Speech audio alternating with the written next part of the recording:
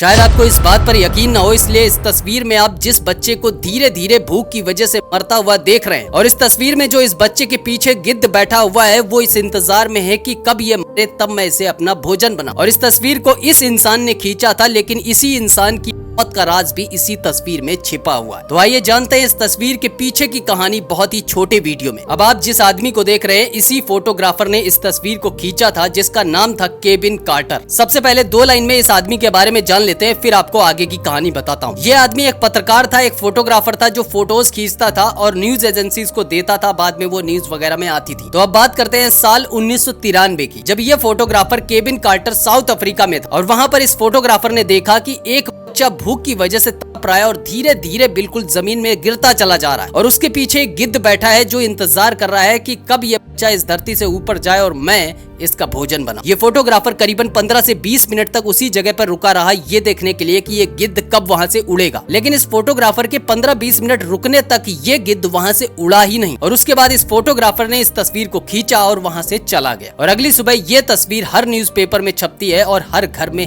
हर इंसान के पास पहुंच जाती है। अब यहाँ पर इस तस्वीर को खींचने के लिए इस फोटोग्राफर की तारीफ तो बहुत करी गई, बल्कि इस फोटोग्राफर को अवार्ड भी मिला, लेकिन इस फोटोग्राफर को बददुआएं भी बहुत मिली। बहुत लोगों का तो ये कहना था कि ये फोटोग्राफर ने उस बच्चे को बचाया क्यों नहीं, ये वहां से चला क्यों आया। बहुत लोगों का ये कहना था कि ये बच्चा अभी कहाँ है, क्या इसे गिद्ध खा गया है या ये अभी जिंदा है। अब हर कोई इस बच्चे के बारे में जानना चाह रहा था कि एक्चुअली में इस बच्चे की हालत क्या है और ये है कहाँ, जिंदा भी है या फिर नहीं है। ऐसी बहुत सारी प्रतिक्रियाएं न्यूज एजेंसी में जो न्यूज़पेपर होते हैं उनके टेलीफोन पे आ रही थी, और इस फोटोग्राफर को ये भी पता चल चुका था कि मेरी बहुत सारे लोग तारीफ कर रहे हैं और बहुत सारे लोग मुझे क्रिटिसाइज भी कर रहे हैं। अब ये फोटोग्राफर इन सब की वजह से ये मानसिक तनाव में भी आ गया था। अब बात करते हैं एक साल बाद की, साल 1994 की, जब यही फोटोग्राफर केविन कार्टर अपने फ्रेंड केन के साथ साउथ अफ्रीका जाता है, जहां पर एक तरह की हिंसा हुई थी उसे कैप्चर करने के लिए। लेकिन उसी हिंसा में इसी फोटोग्राफर का जो दोस्त गया था, जिसका नाम केन था, उसकी जान चली जाती है और वो इस दुनिया से चला जाता है। अपने दोस्त की जान का सदमा केविन कार्टर को बहुत बुरी तरह लग चुका था। केविन कार्टर ने अपनी कार एक नदी के पास खड़ी करी और उसी कार में अपने आप को हमेशा के लिए खत्म कर लिया। लेकिन केविन कार्टर ने जब अपने आप को खत्म किया था, उससे पहले इन्होंने एक लेटर लिखा था, एक चिट्ठी लिखी थी,